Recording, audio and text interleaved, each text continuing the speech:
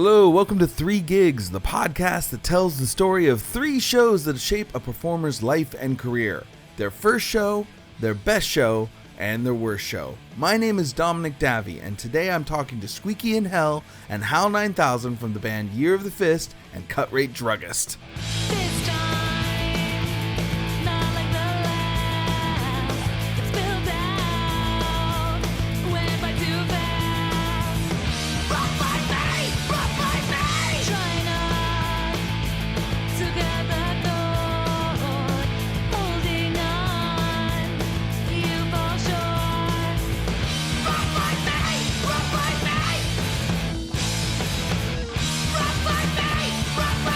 Based out of Oakland, California, vocalist guitarist Squeaky Inhell and drummer Hal 9000 are a musician power couple who've been making noise with their 2 projects.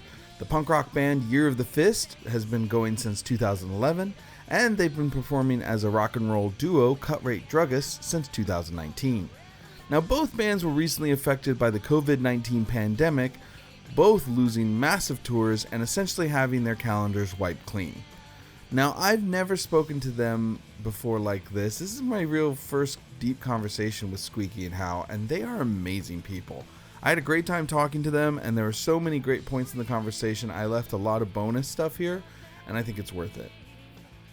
Now, I have a bunch of episodes that I'm actually sitting on, but I'm moving all of the most recent interviews with artists who are currently sheltering in place to the front of the queue.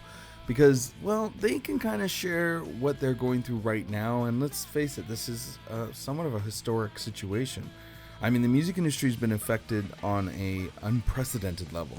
So I thought it was really important for artists that I'm interviewing right now to share their stories about how this has affected their bands. But I have a lot of episodes coming up that were done before this all happened, so those will be coming soon as well. My conversation with Squeaky and Hal came just a few days ago, so our episode today starts with how they've been handling day-to-day life in the wake of their tours getting canceled. I go through waves. One week I'm like gung-ho and I'm all for it and I'm doing it, and the next week I just sit with a bowl of whipped cream and dip chocolate bars into it and eat it. So yeah, it's just, I think you kind of have to roll through both those days and those times. You just kind of have to. Like yesterday, I was like, oh my God, it's so beautiful today. I should go somewhere. And then I was like, where the fuck am I going to go? I don't know. We said the same thing. We're like, let's open the windows. I mean, yeah, put a fan in. Well, let's make a breeze. That'll be new. I stood at the door and went, Now, nice. Are you in an apartment or a house? Apartment. Yeah. Oh God. Yeah. I feel for you. Yeah, my sister's my roommate. It's okay though. I'm pretty used to this. And like, I don't know, I think from all the touring and stuff, I'm pretty good at occupying myself in small spaces. I mean, I just keep going like, I'm not in jail, I'm not in prison. I'll take this. This is fine. I can go outside. I have all my toys, you know. Totally. Yeah, for sure. But yeah. What we were when we were talking the other day, because Katie and Serge, they both live in apartments, and you know we bought this house together about 8 years ago now. Cool. And we have a huge backyard that's done up very nicely. Like we have a hot tub, we have a huge deck, and I'm just like, we are so lucky right now. It's so true. Plenty of weeds. We let them grow just ape shit over the winter time. And then when we got a little sun, kind of in the late winter, early spring, we're like, grow. And then so now I started from the front yard, and I've been working down the side of the house, and now I'm in the backyard. And it's just, buckets of fun. Literally buckets. But you know what? I think all musicians are, or I don't want to say musicians, all people in the some creative field are introverts at heart, because that's how you create. Oh yeah. You can't create on the move. I mean, you can, but we don't. I mean, for example, look at Bob Ross. He wasn't out in nature painting pictures of nature. He was inside in a dark studio with a light on him painting the outdoors. And that motherfucker was calm as shit. Yeah, calm as hell. You know, it's really funny. My father pointed this out one time where he was like, you see that musician killing it up there? Yeah, they were a nerd. Yeah. That kid didn't get good playing that instrument because they were popular and everyone was asking them to hang out. That kid was by themselves. So generally speaking, I have found that my musician friends and then my artists and designer friends are all doing a lot, like a little bit more adjusted than others.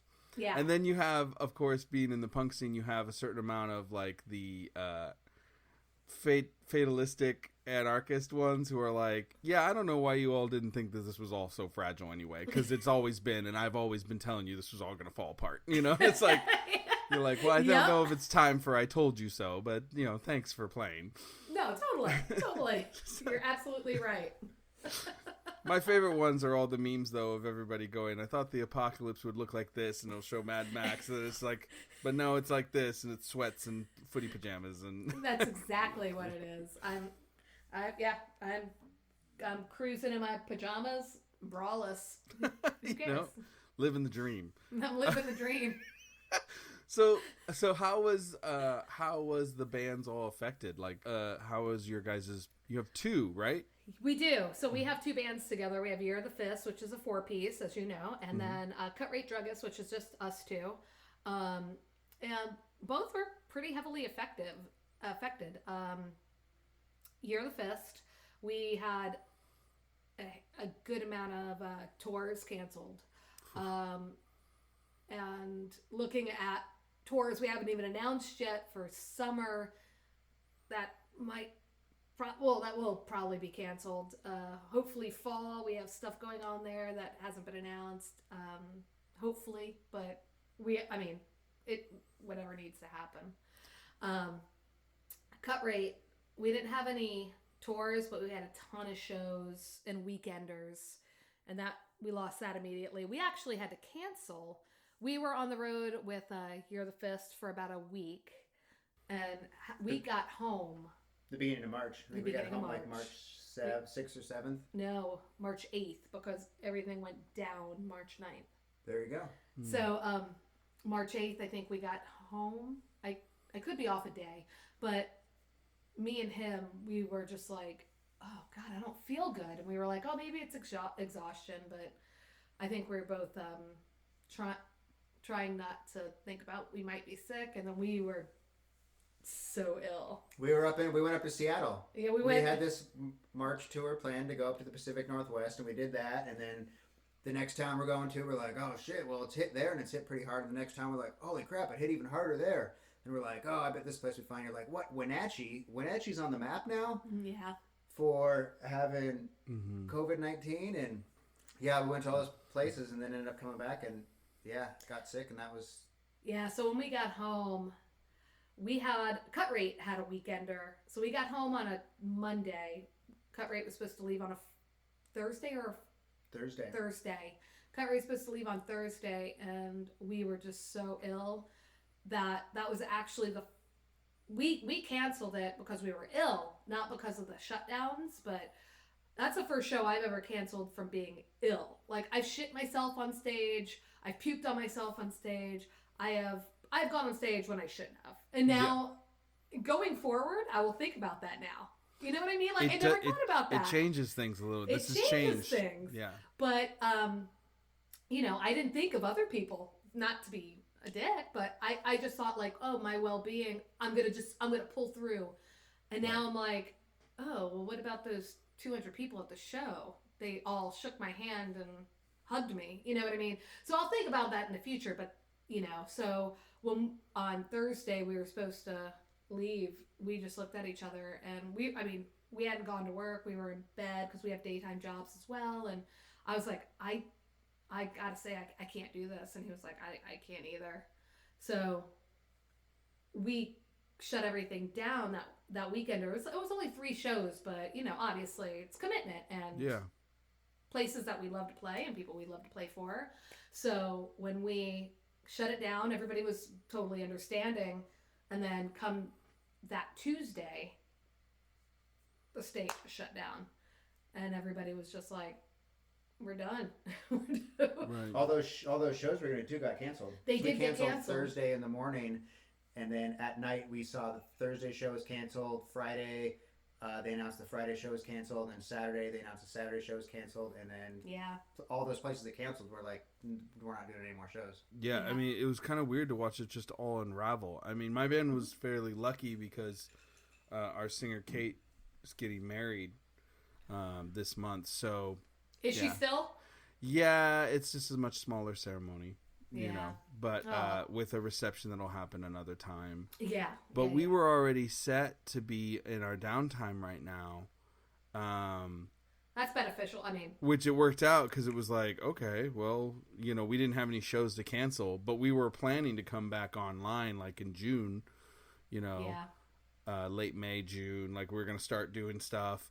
And now, you know, now people ask, and I'm like, ooh, I don't know. I don't know what's going to happen with anything. And honestly, you know, I don't know how much you guys have been paying attention, because it's interesting to hear, even as I review the, as I call it, the COVID-19 episodes of my podcast, as I'm talking to musicians and we're talking about when it might start up. But now it's like Newsom said that... he said that he doesn't expect concerts to kick back in until next year. I know. And I know. That's like,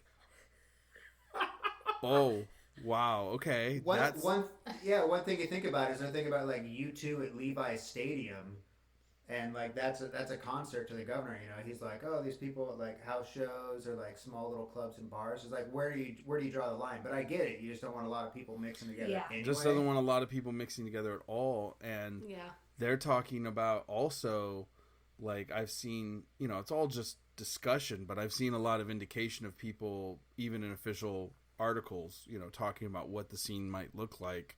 Yeah. And like if we're down that long, so many people are just gonna have to leave the industry and go for something else. Sure. You know, like we can't have like techs and sound people. I mean, will all of our booking agents be able to keep doing this? You know, it's like we have the same booking agent, and I love her to death.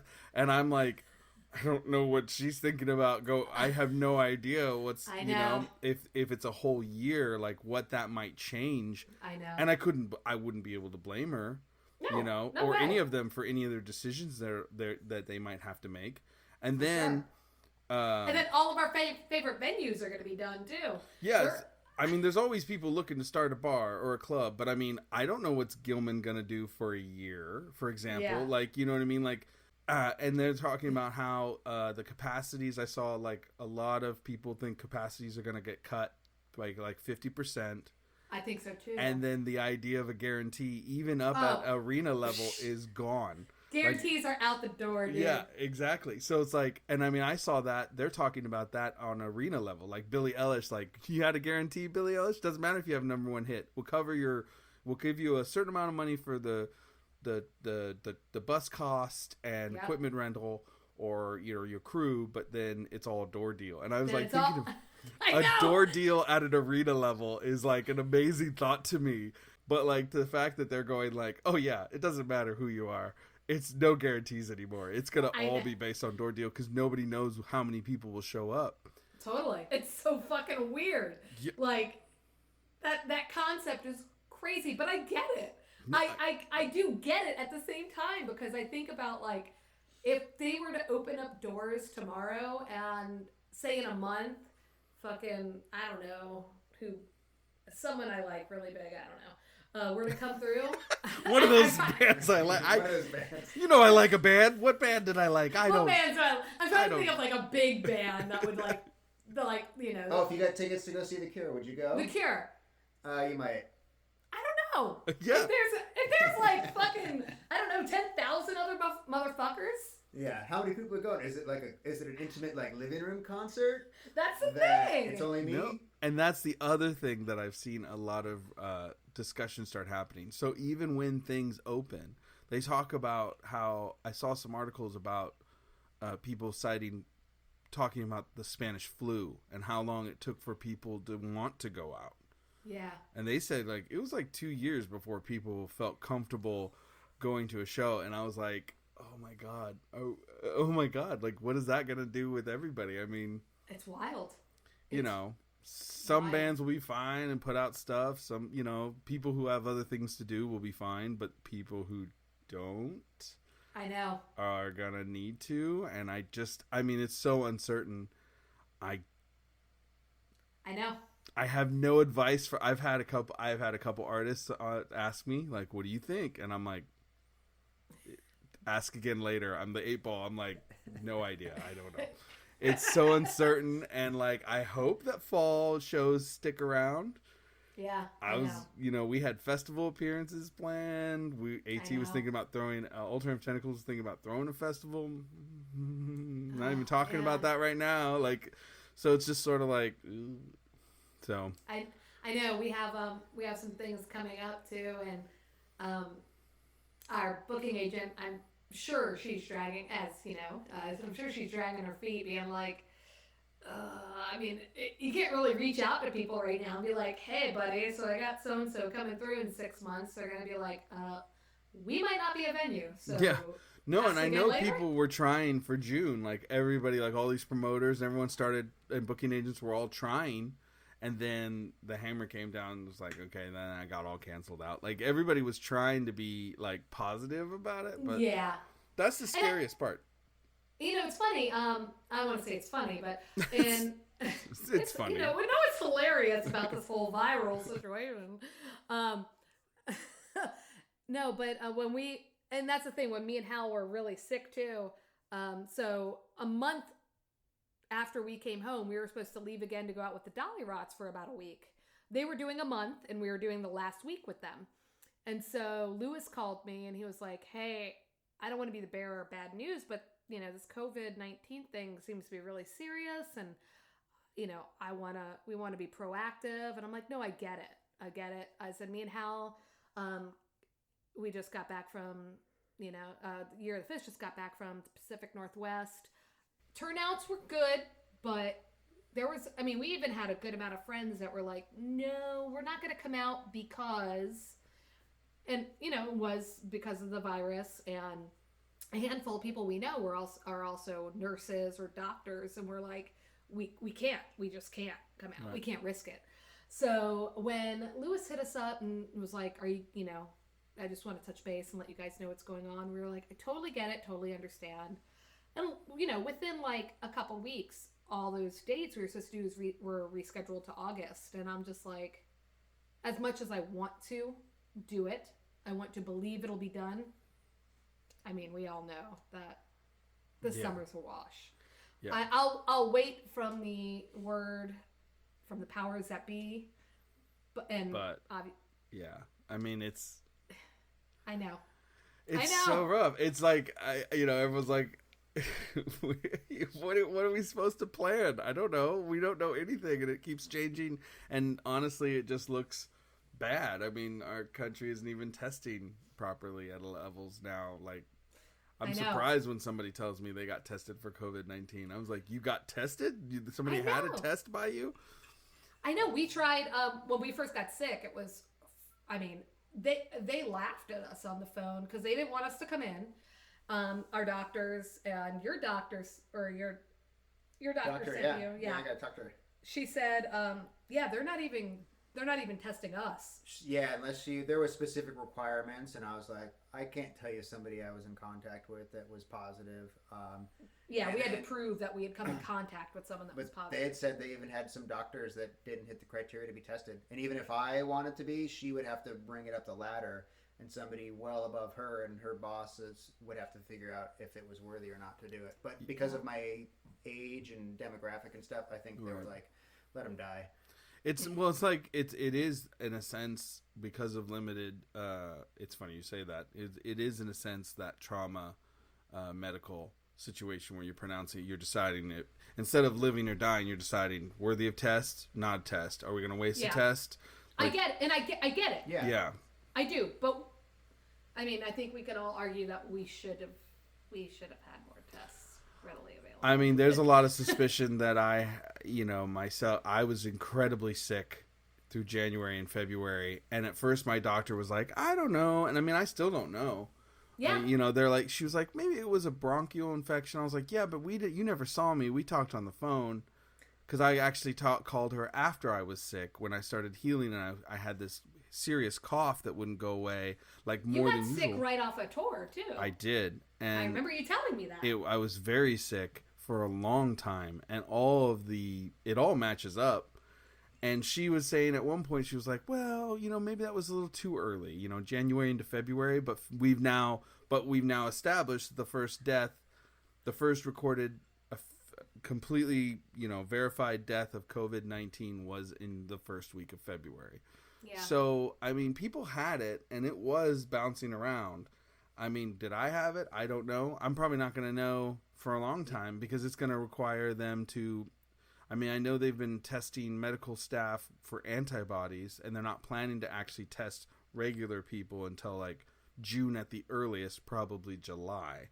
So I won't find out till midsummer if I've had it, or you guys had it. We won't find out, at least here in California, for a while until they start testing for that. Yeah. So, I mean, it's just... it's so crazy right now. I know it's kind of just sort of like everyone's just sort of trying to make their way through it as best they can, but it's definitely devastating as far as the music scene goes. I know. Like, oh, shit. It's pummeling it. I think people are some people are probably just sitting on the sidelines being like, oh shit, maybe let's book a July show or let's do this. But some people are like, all right, so the arena's changed and let's see what we can do and keep producing stuff and keep coming up with things. Yeah, coming up with content and writing songs, finding new ways to do stuff. I mean, I have no doubt, like I know, like in the case of my band, bringing it back, it's all an extra thing at this point. There was a time when it was our only thing, but now it's not. So we're definitely functional. So, you guys are on different coasts anyway. Yeah, so we have a member in New York. The rest of us are spread around the Bay Area, so, I mean, we'll be fine. But, and we'll still make stuff, we're sitting on stuff right now that we haven't released, it's like, there's stuff that we're going to be able to come out. I'm not putting it out right now. Like, poor people, everybody's just like struggling. I'm not going to sit there and like, hey, you want to get a limited edition such and such? Like, no. I know. I'll wait a minute till everybody's, at least more people are working or something. I have no idea. I don't know. So just winging it. But I mean, we'll be fine. But I also think about, wow, a year being a wash, 2020 touring shows, concert, everything a wash on all levels. That's a crazy thought. That's never happened.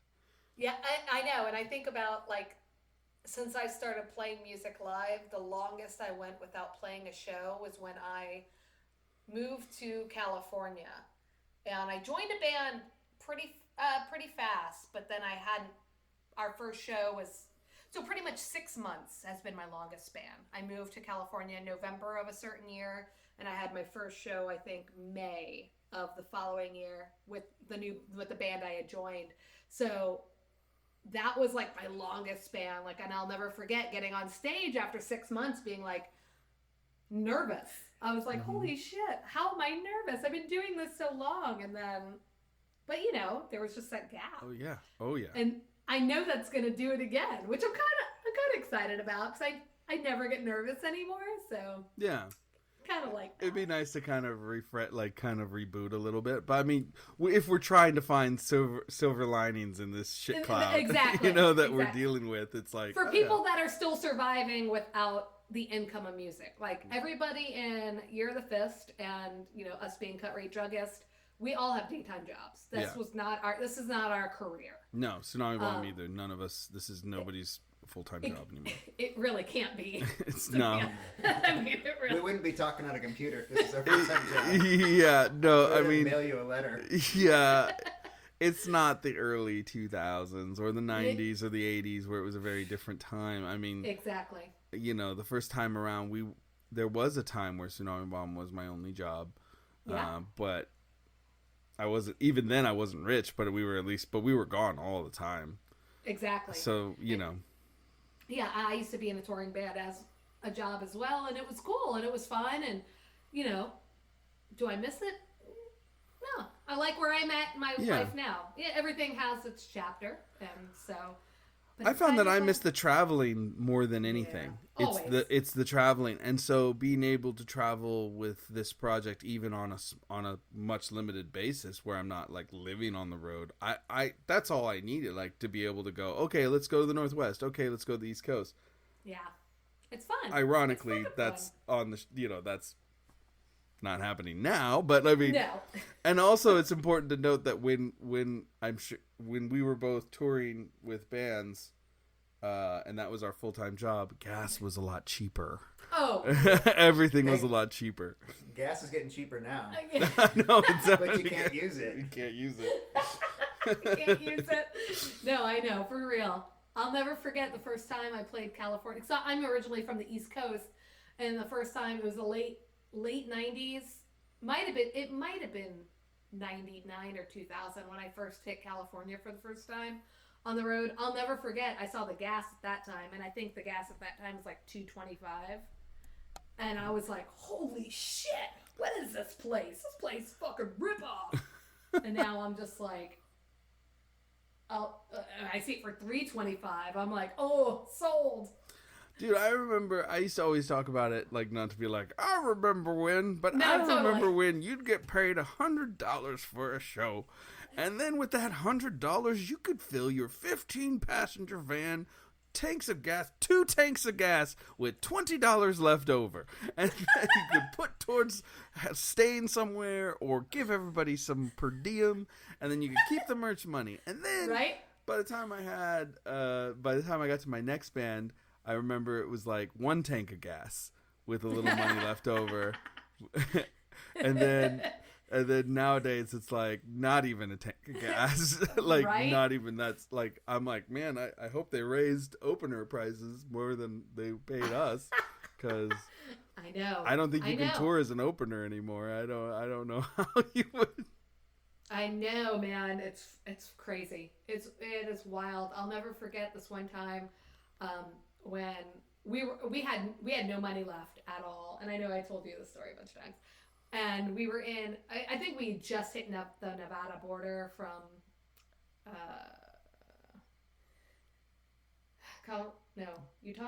Utah.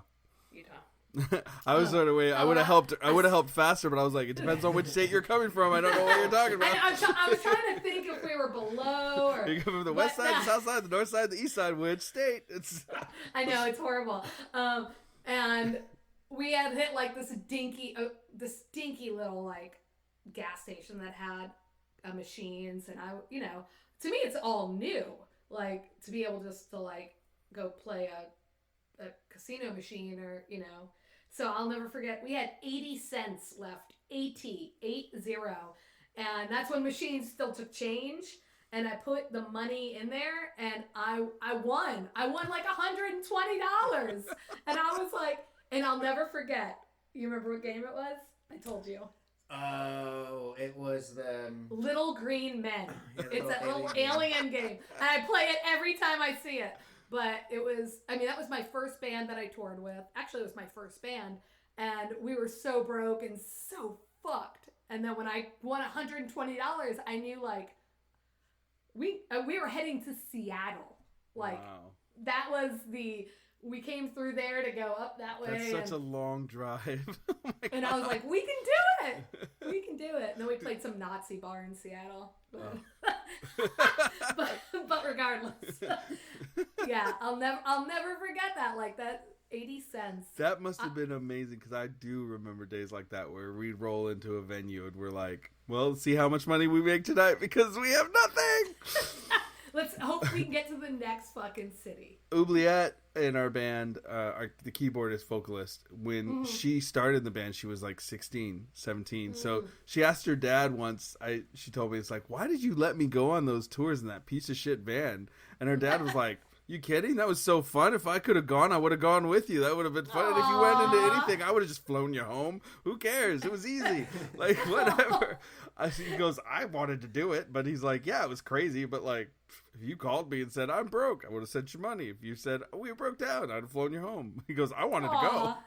That's so sweet. Cool. Yeah, I thought about it later going, yeah, she was, like, still in high school. How'd did I convince her parents to let her come? I could never have done that with my parents. My parents have been like, well, you fucking got yourself out there. You got to get yourself home. Oh, great. That's Yes. how That's brutal. yes. So since we're already going into tour stories, I'm going to go ahead and launch into it. Because can you guys tell me the story of your very first show ever? And this can be your own show, or it can be the shows you played together, or both. Whatever. You can tell as many stories you want. But, like, story of the first shows you guys ever played. Okay. You can talk about your first show. The first show I ever played, I was in middle school, and I just moved to a town in Colorado. Met this guy. He's like, I'm going to choir class. And I was like, oh, that's stupid. You should play in the jazz band. He's like, I play guitar and I sing. And I was like, I play drums. And so we hit it off that weekend, learned a couple songs, and we played the middle school talent show. And I remember, I think that was probably the last time I ever wore a white shirt, because the video that I have, I'm totally blown out. I'm like this white blob on the screen. Yeah. But anyway, I was so nervous, and I was like, well, what?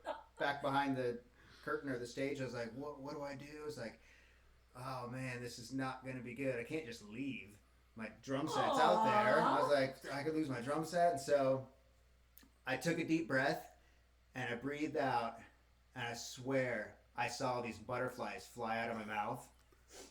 And since then, I've never been nervous before to like go on stage or play drums or just be a goofball and have to talk on the microphone. That was your last time you were nervous?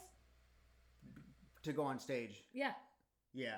I've been nervous about other things before, but not about going out on stage and playing music. Yeah, and sure enough, me and my buddy Chase, we went out there and we played a Foo Fighters song and a Jimi Hendrix song, and like we killed it and raised a bunch of money that we never saw. And I was like, cool. So this is what being a musician's like. You go out there, you always question your dress appearance and what you decide to put on that day. People love you, and you don't make any money. Nice. That's about right. Yeah.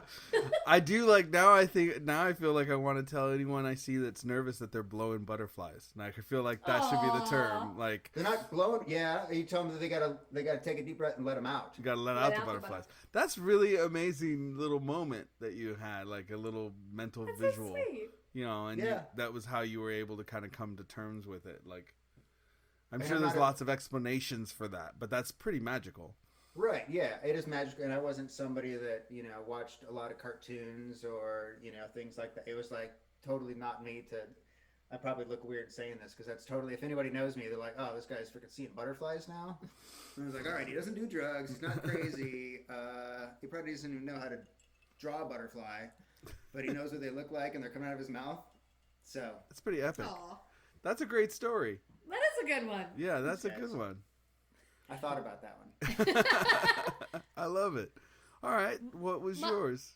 My first show playing live was the very first band that I was in. That we were together for about 6 years, and we did a lot of touring.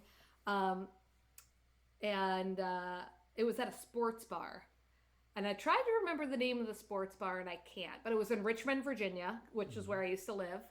And I remember everything about it. It was just and I started going to all ages shows super young. Like I had been to like tons of venues. That what I know when I played this show, that this was not normal. Like I knew, I was like, this isn't right. Like it wasn't exciting. I don't remember being nervous, but I was in a 3-piece.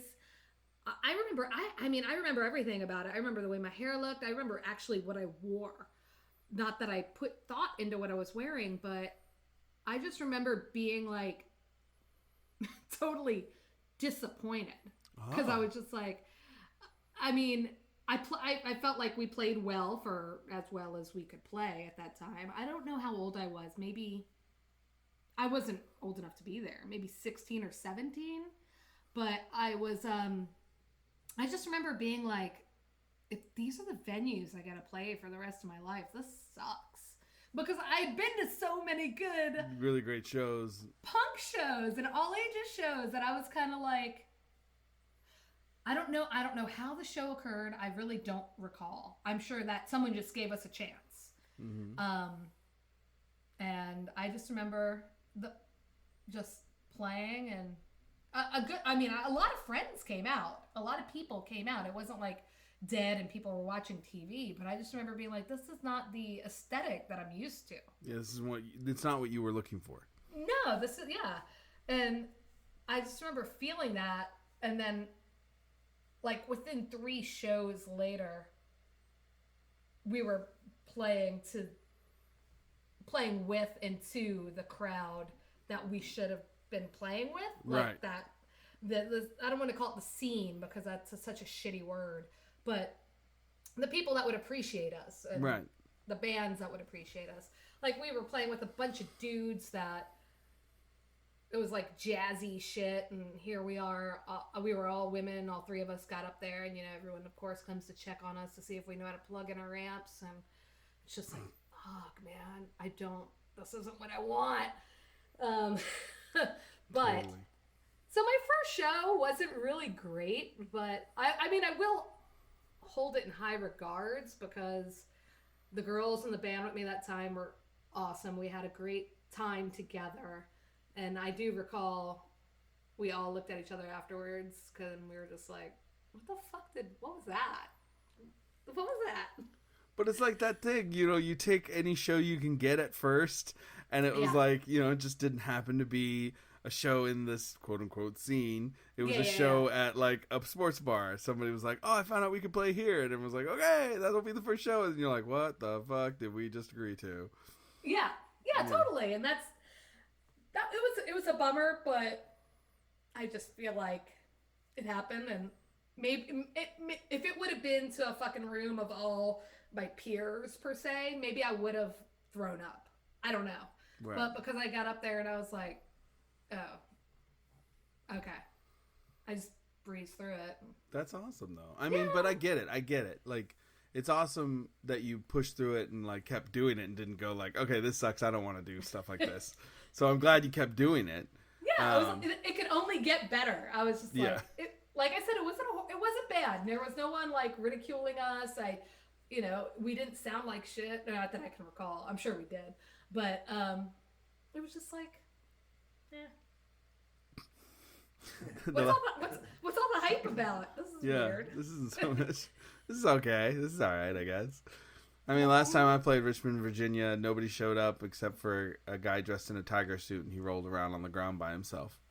That checks out. That was a long time ago. He was very nice, and everyone was like, "Whoa, you guys should have been here on another night." Famous last words. Yeah, I was like, okay, famous thanks. Last words. Yeah. Yeah, you okay. should totally play on a weekend. Yeah, you guys should have played another night. It usually is packed here. Yeah. Last night there was 400 people here. Yeah, but tonight we got Tony the Tiger, so it's fine. Can I ask, do you happen to recall what venue it was? No, I don't, but it was like a kind of a punk bar downtown. I remember the sound booth, painted black and wooden, kind of set across the stage. It wasn't a huge room, but the bar was over to the side. I mean, it was like a million places I feel like I'm describing. I was about to say, you just said every punk venue. It was a tall stage. Because I remember I could look down and see the guy rolling around on the ground going, this is what we've come to. This is it. This is what we're doing now. This is who we are. I mean, this was an early Tsunami Bomb tour, so it was like, I don't even think we had an album out. And if we did, we just had like our first EP. And I'm just like, at least the Tiger's having fun. If I were to say the name, would you remember, you think? Maybe. Twisters? Ooh, that's really familiar. That's it. Twisters really was the punk venue in Richmond to play. Yeah, and everybody was like, you guys are good. You should have been here another night. Any other night it would have been great. I was like, ooh, any other night. It's like the Tiger liked us.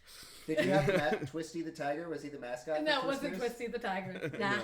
It was this guy came out in the tiger suit. I don't remember why, or I don't know if he ever told us why. He was filthy.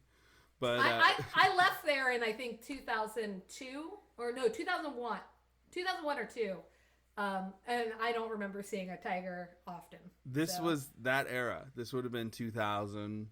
Okay. You would have still been there. You were probably one of the people that didn't come that night. You were probably there the night before. I wasn't there. You were one of the 400 that were there the other night, you know, and you were like, I was out last night. I'm not going out tonight. I've never heard of that band. I'm not going anywhere. And that fucking tiger's gonna be there. I'm so out of here, fucking man. done. I'm fucking done. So you guys have 2 bands together. And let me ask you this as a bonus first show question. Yeah. What was the first show you both played together? Ooh. Well, we met on tour. Oh, right. It wasn't even in a band that we're in. Yeah. So I was living in California and you were living in Washington. Do you know the first show we played together? Was it Vegas or was it I don't know. Vegas? I have We had played together a lot and didn't notice. I don't want to say didn't notice each other, because but we were driving in the same van at this time, so we had to have noticed each other. no. Oh, No, he said the same band together. the same band together. Yeah, like you guys obviously played shows together. What was the first time you were on stage together? On stage together, I filled in on bass in his band. You did. That was the first time we were on stage at the same time, correct? I played a Dynamite 8 song at one point in time. Yeah, I played a song, Mm-hmm. and then in one of her bands, and then her drummer. Played in your band. We swip swap. We did a swip swap, but he was a left-handed drummer, and I was a right-handed drummer, and I was like, fuck, dude, you didn't tell me. He was like, oh, I've been playing left-handed this whole tour, and I was like, oh, great. And I was like, did you listen to the song? Do you know it? And he's like, no. He doesn't pay attention to shit. And I was like, oh, great, this is going to be like... So yeah, this like, hey, let's just switch between songs real quick was like 5 minutes in between each song to rearrange the drum set. Oh, that was man. funny. That Talk was about funny. feeling That's stupid on stage. hilarious. No, that was good. It was good. Yeah. But the first time we played together was actually in Oakland. I filled in on bass, and Right, yeah. I joined your tour because your bass player left. I was in a band from Washington State. We're on a 5-week tour. I think 3.5 of the weeks with one band, and then somebody flew home, and the rest, 2 people flew home, and then the rest was just me. You were in another two. Oh no, I'm sorry. That was James was with us too. Yeah, so yeah, there's 3 of us. One person flew home. There's 3 of us. So we were 2 guitars and drums, and we cruised through. I think one of the last shows might have been in Colorado or Utah, and then we came to Oakland. then we came to Oakland. We had already been dating at that point. Yeah, we were dating. So Long I was like, "Hey, distance. Squeaky, you should play the bass." And so she learned all the bass lines, and then we just showed up and we played. So yeah, probably our first Let me show. see that. Let me see how the bass lines go. Okay. Like That's that. good. Like That's that. a good gesture. Good. He's gesturing like slapping the bass as if he was like Paul Rudd, kind of Yes. up all really high. Yes, Like, it's high. Yeah. Beatles high. Yeah. I'm not a bass player.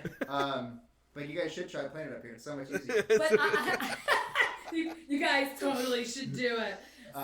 Yeah, and I played with you guys. I played with them that night, but we didn't have a practice before, and so I was like, oh fuck, I got up there cold, and I killed it. Yeah, well, Squeaky, in case anybody who's listening to this doesn't already know this, Squeaky's a phenomenal musician. Aw. And yeah, but you having to say that you went up there and you killed it, and maybe I'd be like, yeah, you did. I I did. don't know if I was going to expect anything different. I was very proud of myself that So- night because I played That's the a whole lot. set. Yeah. It was Right? great. It was No great. practice with them at all. And their singer, he came up to me, and I was like, "Was it okay?" And he goes, "It was amazing." And he goes, "You messed up one time." And I was like, "I did?" And he was like, "Yeah, you went. I went to one chord instead of the other." And he caught it, and I was like, "Oh, okay, now I know." And I was just like, I felt so awesome. I was like, oh my God, because I've been practicing by myself. It's always a different element when you It's get so in a room different. with people. So different. And I was just like, I'm going to totally eat shit. Because at that time, I filled in on bass with bands before, but literally, like, I didn't do more than like 3 or 4 shows at a time. So it was like, it wasn't my main instrument. It still isn't. But You filled in on the bass I like filled a in motherfucker. all high. And I was like, oh yeah, this will totally get me laid. And it got her a little And more it than she did. expected. And it did. But I'm just like, that's the worst thing too. It's like, oh, you're gonna fucking fill in your fucking dude's band. You cannot fuck this up. I like that you guys were obviously circling each other for a long time in your lives with your bands playing shows back and forth and tours and different things before you, one, hooked up, and two, actually played together. So that's kind of fun. And I'm always glad to hear that somebody gets laid off their performance. So that's even better. Like, you perform and you get sex. Like, nice. Well done. And it's funny because, to make a long story short, we have different recollections of when we first met. We both know it was on the road. We both know which bands it was. But my recollection is, it comes from his old guitar player. His old guitar player told me, of course after the fact, he goes, Hal saw you play and said, there's something seriously wrong with this girl. The face that you're making sells it. I mean, I could have said that. I could back it up with being like, it was a premonition of the future, and it's that you're going to be stuck with me for the rest of your life, and that's what's wrong with you. Something seriously wrong with this girl. But, and you remember me running across the street barefoot. It was in Portland, and my recollection was Las Vegas. Yeah, we were outside the van. We just pulled up to the venue, and I saw you run out of the van you had something in your hands, and you had a flat iron in your hand. Yeah, a hair straightener. And you're just like. And you said I was barefoot. Beeline inside. You probably had pajamas on, and then your band was like, "Oh, hey, this is Squeaky," and I was like, "Hey, Squeaky," and you're like, "Hey, bam, gone." So we have different memories of meeting each other. But it's cool. I mean, nobody wants to tell the same story. No, true. That's great. Those are great stories. Both versions are acceptable. So let me ask you guys this. Okay. What would be a time when you played a show and it was like an amazing show? A moment where you're like, this is why I do this. Like, what's a good memory or memories of times where you felt like, yes, this is why. This is perfect. What's a great moment? Together or just as musicians? Either way. Okay. Your stories.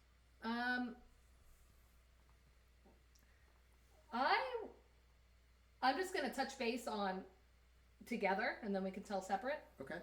Together, it was actually not too long ago. It might have been 3 or 4 years ago. And I felt this way because we were opening up for L7 at Slim's. And being the opening band, usually people trickle in and people, they dig it, but that's about it. You're always looking to convert like a small percentage. If you can take 10 or 20% of the crowd and make them interested in your band, you're like, great. Exactly. But so we were downstairs, backstage for the whole time, and we came up, and they have the big screen that they keep lowered, and we came up, and they slowly rise it, and when they rose it, the place was fucking packed. There was no room. And I was like, oh, wow. Okay, people came from the opening band. Yeah. Cool. And I'm like, all right, let's see if we can make someone like us. And the first song, people went ape shit. People went fucking nuts. And the whole set, I'm waiting for it to like die down and people be like, all right, I've seen 3 songs, then get a beer. There was no dying down. It was just insane. The minute we got off stage, like there was merch was crazy. It was just crazy. Like we had 2 girls working merch that text me, I need help. So I was so excited as a band at that point. And that was about 3 years ago now. 3 years. In September. Yeah. So as a joint band playing together in the band we are in now, one of the bands we're in now, that was probably a pinnacle for me, being like, this is such a great feeling. That's so incredible. Slim's is gone now. Yeah. I know. Yeah. And I think that might have been the last show we played at Slim. Did we play? We haven't played there after, have we? No, because we closed it down. That was it? We closed it down. We shut it down. It just took a couple years to finally... The closing was 2.5 years in the making. They're like, we can't top that set. L7... They tried. The lights on they fucking tried. They couldn't do it. That was it. I mean, it's neat being able to go out there, and we ended up with a great opportunity at a great time, and to see people into it, like it's hard to bring people into a show that are outside and can't hear it, or that are sitting in their houses and stuff too, but to like be able to captivate an audience that's already there for somebody else and to win them over more or less, it's like it's a great feeling. It is. It was cool. Because we all know that doesn't happen often. You can play to 5,000 people and not get a response. You can play to 100 people and the place goes wild. We all know that as musicians. But when you play to and Slim's isn't crazy huge. I could say it now that they're closed. They oversold it by 250 people. So I think there was 750 that night? Yeah. So I think they're 500 capacity. Yeah. They told us they'd oversold it. They even tried to not let people in the backstage because they were like, we're way oversold. But I was so impressed. It made me feel really good about people that are out there for live music. So I'm like, oh, these motherfuckers get it. They're just not here to see the band they've known for 25 years. They're also interested enough to see the band that's opening for this band. Right. So they have some faith that L7 has picked, because L7 did get to pick their band. L7 picked a band worthy of their fans. Yeah. So as I was gonna say, is like you guys just started hitting those notes, and they were in, they were into it. It was it was totally that way. I could totally see it in people's faces. I could see it in the reactions, and it was like, that, how there's always a couple feet barrier. Within halfway through the fucking first chorus, there was no barrier. There was no gap. The gap was gone. That's so but cool. As a band, that was probably Year of the Fist. Yeah. But what is your like fucking pinnacle show? What was your best show? Like what's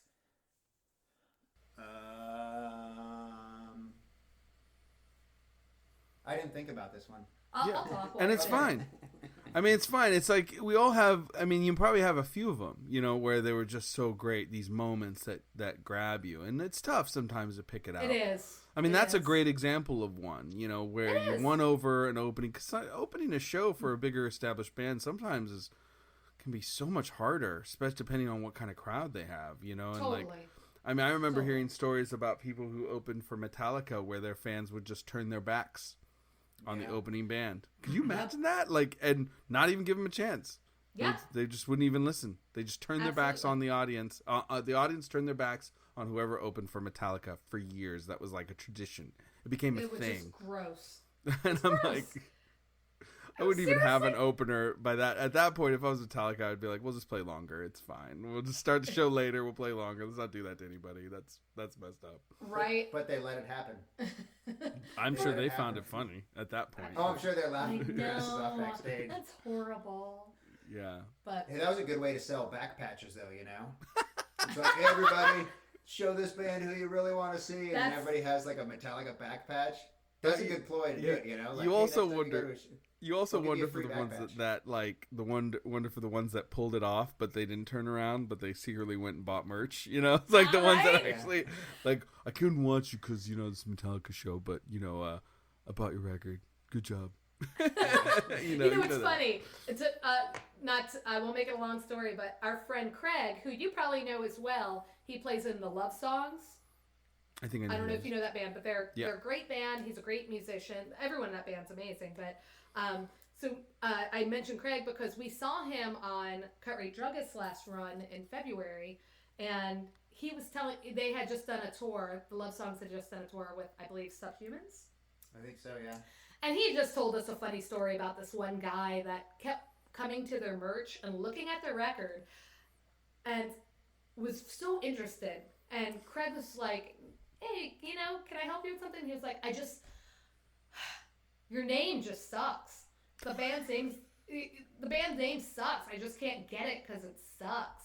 I love the music though, but you guys are killer, but I just can't buy. He told me this guy came back several times, like just looking at the record, and Craig's like, just if you want it, dude, it's okay, you can get it. And so that's what it kind of reminds me of, like the whole aesthetic. Like, I'm not gonna show people I like you, but I fucking like you. Yeah, so have you thought of a good favorite show that stands out in your mind, Hal? Oh, I don't know if I mean that the L7 one was cool. I think my favorite shows are, I mean, are they enjoyable or not? That's kind of how I would judge them. You know, like if the drums sound really good to me where I'm at and stuff, Yeah. that's a plus. If we're all tight, that's a plus too. I mean, I have fun playing the drums no matter no matter whether I'm in front of people or not. Right. I think that makes them most enjoyable is just, I think the people that you meet and where the hell you end up meeting them, you know? Yeah. Mm-hmm. I've had so many great times in some of the most random places you'd ever think of. And people come out for those kind of things because they're not big cities and they're not used to having bands swing by or stop by. Yeah. It's true. Oh yeah, some of those small cities can be just killer. Oh yeah, Or everybody's got towns. Yeah. I mean, I used to love El Paso and had to try and convince people that El Paso had a great scene, but the the crowd would be packed. They'd go crazy. They buy everything. Yeah. It was fantastic. People were like, El Paso. I was like, it was awesome every time. I used to say that about Dayton, Ohio. I'd be like, Dayton, Ohio is the place to stop. And people are like, are you crazy? I'm like, they're like Cleveland or Cincinnati or Columbus. And I'm like, Dayton. And Dayton. I can't. It's crazy, but it was amazing. Yeah. So what's a town for you? What is a town that stands out? A small town. I'd say Hayes. I played a show in Hayes, Kansas. I've been all I've through never even Kansas, heard- but I've never even heard of Hayes, Kansas. That's Never. amazing. So it was in Hayes, Kansas, and I forget where the show was supposed to be at. Some sort of building, daytime, evening, maybe a VFW hall or so. Somebody had just put a note on the wall, on the front door, and said, "Show's been moved. It's at blah, blah, blah park." So we saw the note too, and we're like, all right, well, I guess, great, they had still have the show, let's go to the park. So we went to the park, and they had gotten like rented, not really rented, like a pavilion, but broke into the electrical box. And then you set the show up out there. And everybody that we had talked to said, yeah, we went to the VFW hall, Eagles Lodge, whatever, and it said the show had been moved. And played outside under this pavilion in the sun, and all these kids came out. And it was like, I don't even know that the population had so many kids here. I don't even know if there's a school big enough to hold all these kids, but it was just packed with all these people that were into having live music come through that had never heard of us before too. We're into it. We're into punk rock in general and heard some of the bigger bands that would never stop by there, and they'd have to drive to some of the bigger cities, Kansas, or even a longer trek, Denver. But a lot of them were so underage they didn't have a driver's license.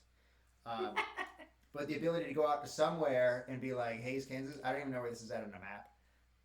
So you have to go to the back of the Rand McNally Mac and look it up Hayes, Kansas, yeah. and then it's like A4, and then you find it and you're like, well, shit, there it is. Let's go see what Hayes has. That's so rad.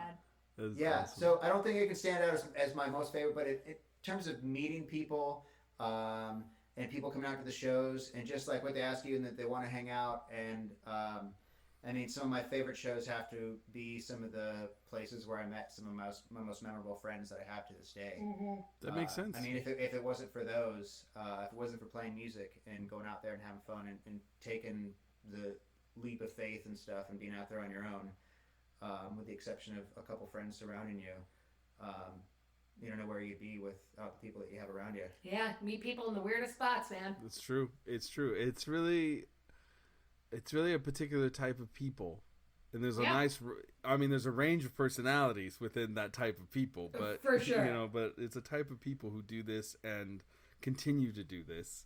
Yeah. And that and I did. That's when I stopped touring and stopped playing. That was what I missed the most. As much as I love playing music, I can play music by myself, but Yeah. it's that meeting people and getting to know a town or city that, the fact that I can find my way around different places in this country if I fly there, I'm like, Yeah. I mean, it's Totally. permanently put me in a place I think I drive everyone I travel with crazy, because I'm kind of in like, I packed a backpack, we'll get there in time, it'll be fine, everything will be fine, I don't need a plan, I don't care, we'll figure it out. Yeah. We always do. Totally. Yeah.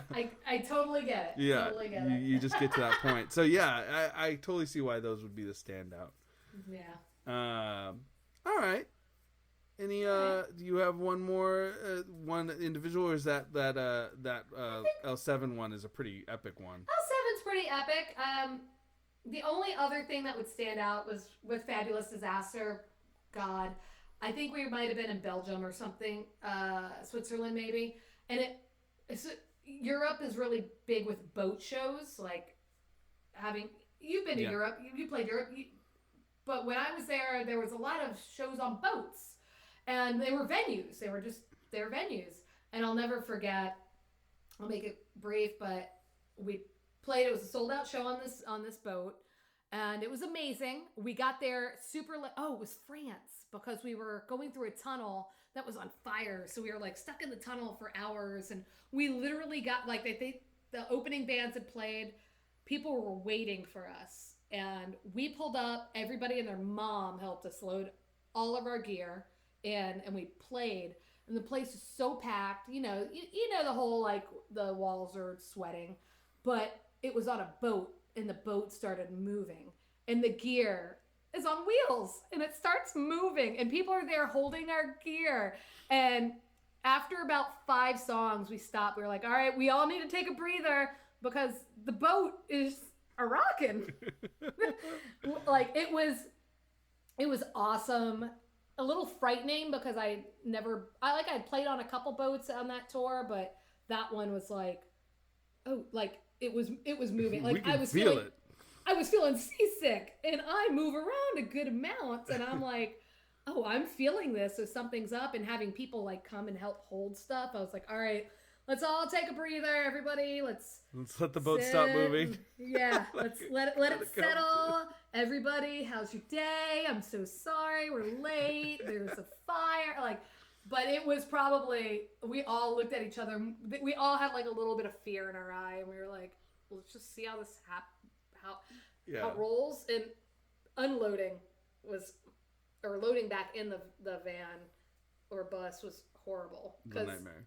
Yeah, everyone's gone, but there's booze everywhere, and you got to go all these narrow steps up from a boat, and I just remember being like, fuck this.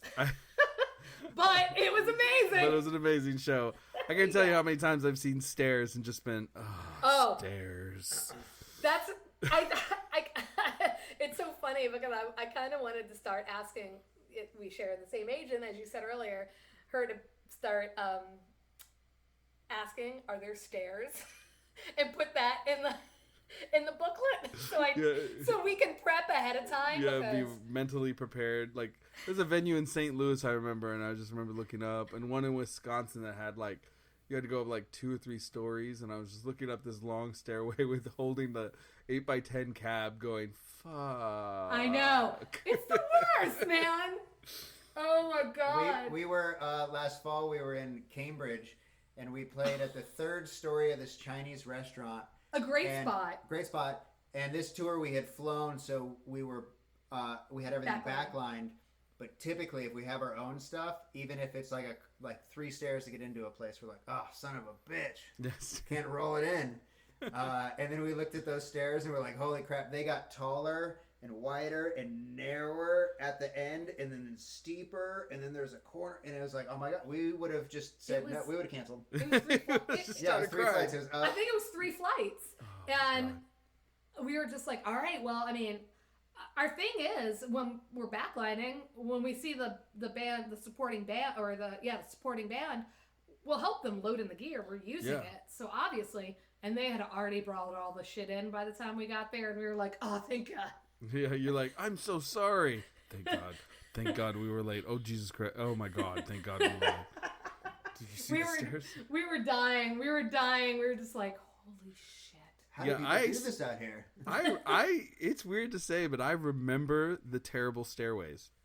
Oh, yeah. I remember stairs that I've had to climb up with gear multiple times. Oh, that's the first thing we say. Yeah, and... When we're all old and decrepit, we'll look at some stairs above us and be like, oh, fuck these stairs. I used to carry. But at least I don't have to carry up an 810 cab up them stairs.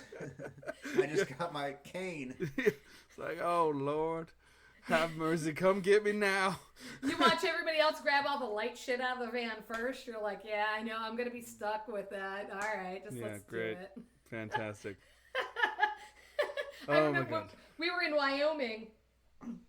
Remember that horrible staircase? The Buckhorn or Cowboy, yeah. It was fucking cowboy Also, bar. Staircase / storage area. Ooh, oh God, man. that's rough.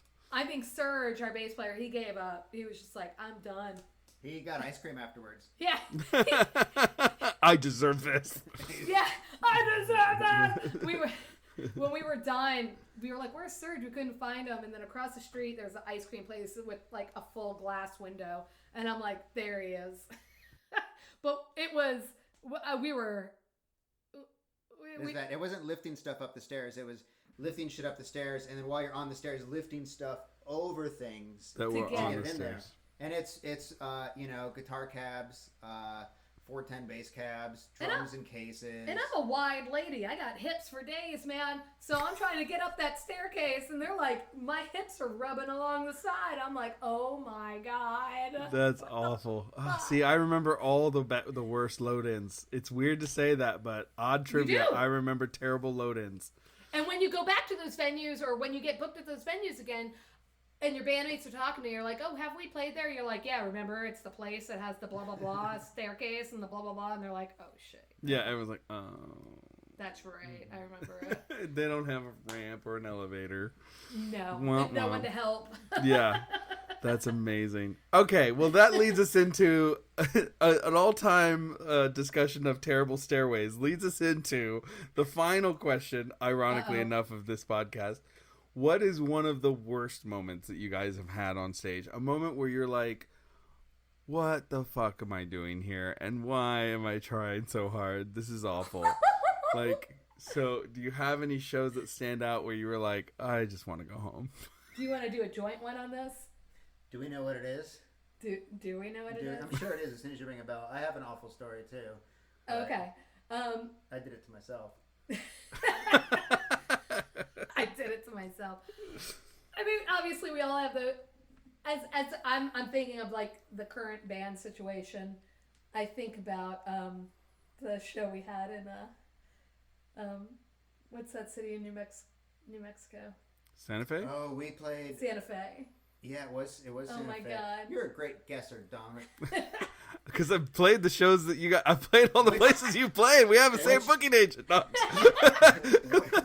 Which state did we enter New Mexico in to get to Santa Fe? Well, nowadays I imagine you came from Arizona. But it depends on whether you played Phoenix, Scottsdale, or did you play up north in Flagstaff? It was Colorado. We did Right. come from Colorado. So you went down. That as a band for Year of the Fist, Concrete hasn't had bad shows yet. No. But we're also a newer band. I'm We're knocking like- on wood for you. Thanks, yeah. I mean, we've had some par shows, but nothing that's like, get me out of here, get me out of here. Yeah. But we've only been a band for like a year and some change. But Yeah. the Year of the Fish show, and I bring up this just because it's the current band. I mean, I could name shows for days, but we booked with a promoter who, for one, this was before we had an agent, and I did the booking, and someone had reached out about a show with an open date. I corresponded. Sounds good. Let's do Santa Fe. Only to see us on I saw us on a big roster. There was a band at that time called Pinkish Black or Black Pink or Pink Blackish. Perhaps. I don't remember. It was a Sounds band. kind of familiar. I think it's Pinkish Black because I remember thinking pink and black or pink or black or, and it was, we were support and it was a big venue and I looked at the capacity and I was like, oh, okay, that's cool. And then I looked at the date and it was the month to the date previous of our tour and I was like, oh God. So I reach out to the promoter and I was like, hey, and I look back at our correspondence. I'm like, okay, I personally was right. I'm like, hey, I see that you have us booked for blah, blah, blah month. It's actually blah, blah, blah month. And he's like, oh my God, I don't know what I did. No worries. Way ahead of the game, so I'll fix it. I'll get it taken care of. But unfortunately, obviously, you won't be playing the show at Pinkish Black. And I'm like, okay, cool. Time goes on, and I'm like, hey, haven't heard anything. Okay, great, you're on this show. And he named another well-known band. Mm-hmm. I'm like, okay, awesome. Little time goes by, and I'm looking. I'm like, hey, I don't see this band announcing these dates or these shows. And they're like, he's like, oh, I got the name wrong. And the name was similar. So, and he told us we were on the bill with a band called Union 13. Yeah. Which I think is, that we were the opening band for Union 13. And I was like, oh, okay. Great. And then he was like, oh, no, it's something in Union. And I'm like, okay, so. That's very different. Very different. Okay, cool. Only to find out when we get to the show, that band couldn't do it after all. We're the only band on the bill. The promoter is the DJ. He decided to DJ the night. And it was downstairs from a jazz bar that was also having live music that did not appreciate a punk band playing downstairs, said we were too loud, we needed to shut off. No one came to the show except for this guy's dad and girlfriend who traveled 3 hours to see us. Yeah. There was 4, 5, 6, 7 people downstairs. 4 people in the band, 1 bartender, and 2 family members. And it was mortifying. We played 5 songs, and I was like, we're done. Thank you. Like, what else can you do? Yeah, you'd almost rather take them out to dinner, since they came all that way. Like, let's go get a bite to eat. Yeah, no shit. It was just, there was nothing was ever right. Nothing. Right. And it was kind of like, I give people the benefit of the doubt. I totally do. When it comes to that kind of situation, because I know accidents can happen. But this was a lot. Yeah. This was people a person not paying attention or communicating well or reading or I don't know what it was. Right. I don't. But after that, I was like, okay. And he was gracious enough to ask us to, or allow us to stay at his place. We declined and moved on because we just needed the bad taste out of our mouth. Yeah. But as a band, Year of the Fist, that might have been 5 years ago, and it was. Those are tough positions to be in and tough times to be in. You're on the road, you got people around you, whoever's in your band, however many that is, but you just pretty much loaded all your shit in somewhere, whether it's up down a flight of stairs. A flight of stairs, and nobody showed up, and the promoter for the most part wasn't even in the room at the time. Yeah. No one knew the show was happening. No, yeah. It's so. Oh man, you get so down about that stuff, Yeah. Not for too long, but it just, not to say that because you're a band and you're traveling that people should just appreciate what you're doing, that you should just they should just come out regardless, these guys probably had to eat it at Taco John's today. I should go see them and make sure they're all well and listen to their music and put on a smiley face and make them feel good about themselves. But just having nobody there, and just you traveled so many thousands of miles for practically nothing. And to me, it's the promoter in that situation. It's not we've all seen the situations where we thought a show would be amazing and it was shit. Right. We all have. So it wasn't that. It's not like the promoter did not. It's not like the promoter did his job, his or her job. It was. Just tell me. Be like, hey man, everything fell through last minute. Do you still want the show? I would have been like, no, we'll take a day off. Yeah. Yeah, just be honest. You don't have to constantly. I mean, it sounds like he or she didn't want to give up on it and just kept pushing and pushing and pushing. And sometimes you had to go, look, I'm having trouble finding anybody for this date, or I completely forgot about it. That's one I've definitely heard is showing up where nobody shows up. We're like, what the hell? And they're like. I literally had, this has not happened a ton of times, but a few times where somebody's been like, I completely forgot. Or they forgot. Or they're not there and the promoter's like, oh my God, I forgot that we had a band coming tonight. And I'm just like. I know. And I was going to say, I had a little injury to insult here. We had just come off of 4 or 5 days in a row of playing with friends. And great bands and having awesome shows. Just slaughtered it. And then it's like, man, dude, if this could be my life forever, this would be awesome. And then we hit there. And then Santa Fe was just like a roadblock. Like a wall. Put you back in your place being like, fuck, what am I doing? Yeah. So nice I mean, balance. imagine what cheap ass hotel I could be sitting in right now. Yeah. You know, that still smells of the smoke from the person last there. Yeah. That's really funny. I think that might have been Year of the Fist worst show. That's a legit That's a rough bad one. show. That's a That's a rough bad one. one. Yeah, that's a bad one. I'm a little curious though what you do to yourself. You have yourself to blame. Yeah. So, Yeah, I'm interested in that as well. Yeah, I don't think I. So, for a while I haven't gotten asked back since. I was filling for drums for this. I like how you gave the epilogue first. You're like, and I've never been asked back since. Right? I was thinking about it too. I think I might have, but they just. This is your worst playing show. Yeah, you told me about this. Is so awful. Yeah, I almost wanted to quit afterwards. Aww. All right, so I won't give away the ending. The beginning, I've been friends with the Nobodies for a long time, and when their drummer wasn't playing with them anymore and they were doing a Europe tour, I went out, played with them, have done some other tours around the States with them. So they're being from Colorado and me being from Colorado, if their drummer was gone, I would fly out and go do shows. Some reason they called me out to do shows with Digger, that band that wants their hat back. Who is it? Digger. That like I don't know that band. They were on Hope. They were on Hopeless. They were on Hopeless. Yeah. I don't want to talk to you. I just want my hat back. Is that their song? Yeah. Yeah. Well, I think. I have not heard or thought about that band in a long time. I think I met them. Yeah. I'm almost positive I met them. Nice guys. Yeah. So I went out there to go do these shows. We played Denver, and then we played Colorado Springs. The Springs being where the Nobodies are from. Somehow, both the drummers for that band showed up that night before we were supposed to play.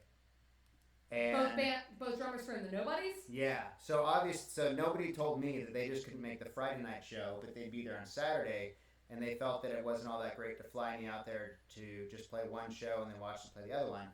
Although I would have been stoked to have that happen. So instead, the Nobodies, they took me out all day on Saturday drinking, and we went to the bar afterwards and got even more fucked up. And then they're like, all right, let's play some songs. And I was like, all right, cool, let's do this. It's going to be so much fun. And then the two drummers come out, stand in the front of the stage, and I'm piss-ass drunk. And I don't know if they turned my monitors off or if I couldn't hear them or something, but we got maybe halfway through the set, and I couldn't hear anything. I was... wasted? Yeah, I was wasted. I wasn't ending songs at the right time. I wasn't starting songs at the right time. I wasn't even probably playing the right songs at the right time. And these two dudes are just staring at me. And then he was kind of laughing his ass off for a little bit. And then he's like, oh, fuck, dude, he's fucked up. And he's like, well, we're done. And afterwards, I might have had a couple more drinks and stuff to try to forget what had happened. And then the next day, I flew home, which wasn't as great as it sounded because I ended up sitting in the Colorado Springs airport by myself looking out the window in a torrential downpour while my flight was delayed, feeling like shit, contemplating, should I ever play the drums again? It was that bad. I don't mind having drinks and having a fun time, but I went overboard and I was like, I just embarrassed myself. I embarrassed my future kids that I'm never going to have. He's probably going to want to leave me. I was like, if anybody videotaped that thing, it's going to be awful. Yeah, it was the worst experience of my life that I've ever been behind the drums. I felt awful for them. I felt awful for myself. And it took me, when we got back, I don't think things had arranged that Year of the Fist hadn't had anything scheduled for a little bit. So I hadn't played the drums in like 4 weeks or so. And I was like, can I even still play the drums? I was like, I think I lost it. My magic just went. If I even had any, I think my magic went away. Oh. Lost your mojo. I've swallowed some butterflies somewhere or something. And that was it. And that was done. That was my story. That's a heartbreaker. That is a heartbreaker. I've totally had moments where yeah. And that's like, clearly, I mean, I almost, when you started saying, like, and it took me out for drinks, I was like, oh, it's their fault, too. It's their fault. They got you wasted. They pushed it too far. Yeah. They got to own it a little bit, but yeah, that's rough. The standing in the very front of the stage to watch you is a chicken shit move. That's the thing I do. But I've done that to bands that I am not in anymore just to fuck with them. Like, I mean, that's a purposeful fuck you. That is a purposeful, like, make it weird. Yeah, I was like, why? You guys get up here and you guys try this. This is a lot harder than it looks. I stay in the back for any of my friends. Like, I know I don't want them to see, unless they ironically and accidentally spot me and go, oh hey, you know, like hey, but I'm like, I'm out of your way. You focus on your thing. I'm not going to really? distract you. I see. I'm always a person up front being like, yay, go. I'm sure that's actually better, but I just keep thinking the only time like that I've been up front and really is either when it's like a band that I've loved for a million years I'm seeing for the first or second time ever, you know, like very early, or I'm trying to fuck with you. So like that was mean of them to just sit in the front and mean mug you while you're wasted. You're like, what am I supposed to do? Right. Aww. Yeah. That's rough. Wow, that is rough. But yeah, I overcame that terrible time in my life. Did you ever go to one of their shows and sit in the front? No, they haven't been through town a little while. No. So, They're avoiding. yeah. Yeah. I mean, nowadays they kind of have a few more drummers than they used to. So there's different people who weren't there. But even if those guys showed up, I mean, if they came through town, I'd go say hi to them, you know? Yeah, well, we just saw them as well on tour. We did, but we didn't see any of the drummers. The drummers in question. That were there. Well, who else? All I know is Steve. Who's the other drummer? Justin. He's the original drummer, and then It's they've a- had. Anywho, It's a band that has a lot of rotating members depending on tours and what, you know what I mean? It's not like there's like one solid dude and then everybody else kind of interchanges. It's the best April Fool's joke ever played that you can play on him is to get those two guys to watch a show that you play on April 1st and just stand in the crowd. Right, yeah, great. Yeah, great. That'd be great. That's perfect. Wonderful. Perfect.